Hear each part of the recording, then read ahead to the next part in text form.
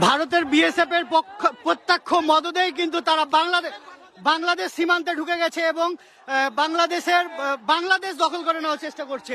এই মুহূর্তে তারা বাংলাদেশ সীমান্তে চলে এসে তারা পাথর নিক্ষেপ করছে এবং বিপুল বোমা মজুত করে রেখে তারা বোমা চালাচ্ছে। আমরা দেখতে পেয়েছি কয়েকজন বিজিবি সদস্যও কিন্তু এখানে আহত হয়েছেন।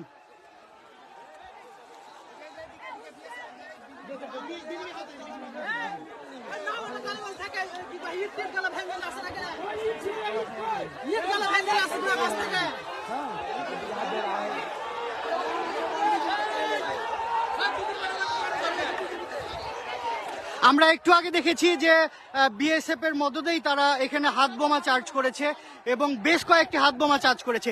বিএসএফ এর পাশে দাঁড়িয়েই তারা ইট চালাচ্ছে, কিন্তু তারা কোনো প্রকারেও কিন্তু কর্ণপাত করছে না এবং নিষেধ করছে না। তারা আসলে তাদের দেশের নাগরিকদেরকে সুড়সুড়ি দিচ্ছে এক কথায় বাংলাদেশের সাথে পায়ে পা বাঁধিয়ে ঝগড়া করার জন্য। এখন এই মুহূর্তে ওই জায়গাতে যারা ভারতে রয়েছে তারা বাংলাদেশের সীমান্তে রয়েছে এবং এই যে দেখেন তারা কিভাবে ইট চালাচ্ছে বাংলাদেশের ভিতরে ঢুকে।